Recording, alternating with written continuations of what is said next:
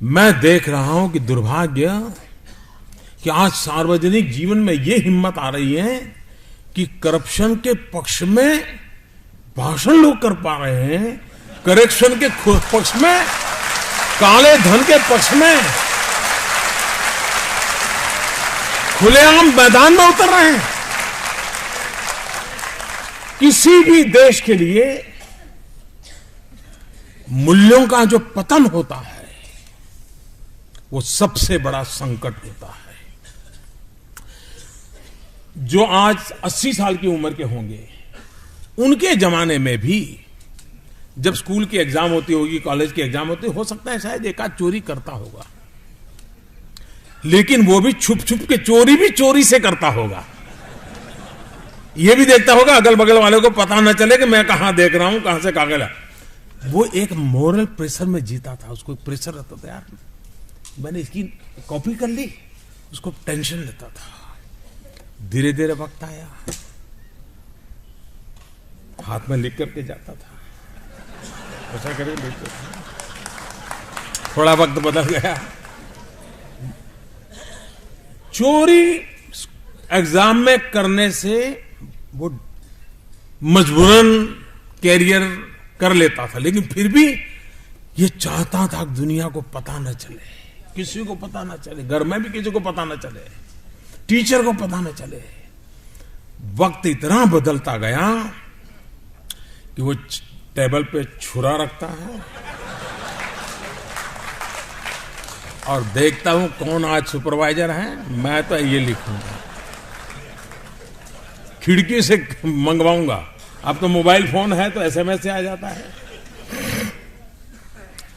ये जो मूल्यों का पतन है, जाओ हो कर लो, हम तो बैठे। आज इस देश का दुर्भाग्य है कि एक छोटा सा क्यों ना एक वर्ग उभर करके सामने आने की हिम्मत कर रहा है कि जो करप्शन और काले धन के खिलाफ की लड़ाई के सामने कहता है नहीं, मैं तो करप्शन और काले धन वालों के साथ खड़ा रहूंगा।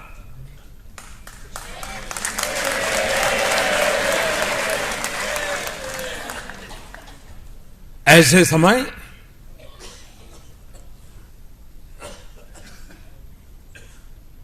भविष्य का विचार करते हुए हमारी भावी पीढ़ियों का भला करने के लिए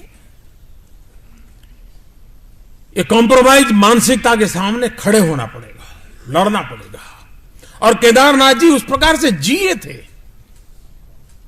और आज जब केदारनाथ जी के इन 2 ग्रंथों का हम लोकार्पण कर रहे हैं, तब हम भी उस संकल्प को लेकर के चले।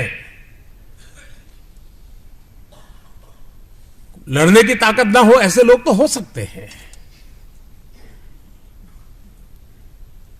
लेकिन बुराइयों का झंडा लेकर के निकल पड़े, ऐसे लोग समाज के लिए बहुत बड़ा संकट पैदा करते हैं।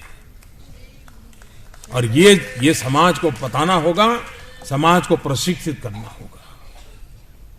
मजबूरन के कारण समाज में कोई एक छोटा सा तबका विकृतियों के आगे झुकना पड़ा हो, उसको तो समाज माफ कर सकता है, लेकिन पीढ़ियां उन लोगों को कभी माफ नहीं करती हैं जो मूल्यों के साथ द्रोह करते हैं। हम सब लोग उन संस्कारों से पले बढ़े हुए लोग हैं जो आदर्शवाद से प्रेरित है, संगठन आधारित है और राष्ट्रहित को समर्पित है। यही हम लोगों की विशेषता रही है, ये हमारी पहचान रही है, यही हमारे जीन्स है।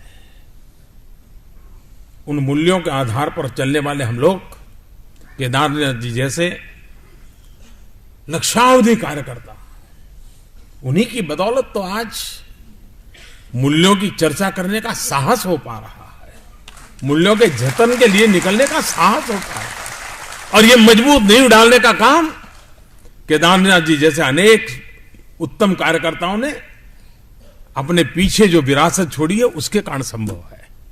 और इसलिए आज केदारनाथ जी का पुण्य स्मरण करते हुए विशेष रूप से महेश जी को, उनकी पूरी टीम को हृदय से बधाई देता हूं कि इस काम को उन्होंने बहुत बखूबी पूरा किया, एक अच्छा काम किया। मेरे मन में विचार आया था, फिर एक काम दे देता हूं आज तुम्हें।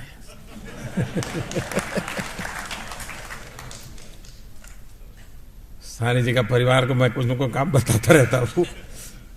खोजना चाहिए केदारनाथ जी के द्वारा लिखी हुई चिट्ठियों को कहीं से हम संग्रहित कर सकें। बहुत चिट्ठी लिखते थे, हाथ से लिखते थे। उसमें भी एक पूरा संगठन शास्त्र को समझने का अवसर मिल सकता है अगर कोई कोशिश करें, अगर मिल जाए। 200-500 चिट्ठी भी इकट्ठी करेंगे, देखिए आप। अच्छा, उसके साथ एक इतिहास का वृत्त भी मिल जाता है, परिस्थिति का बयान भी मिल जाता है, और उसमें कोई एडिटिंग नहीं होता है। उस समय जो हुआ वही होगा। उसमें चिट्ठी की एक ताकत होती है। चिट्ठी वर्तमान से जुड़ी रहती है, वो भविष्य के लिए लिखी गई होती नहीं है। वो बहुत कम लोग होते हैं कि जो इतिहास के झरोखों में अपने आप को बनाने के लिए किसी से लिखवा करके फिर साइन करते होंगे। ऐसे बहुत कम लोग होते हैं। तो ऐसा काम मैं चाहूंगा कि परिवार के लोग थोड़ा इसको भी देखें। मैं साहनी जी के परिवार को भी इस बात के लिए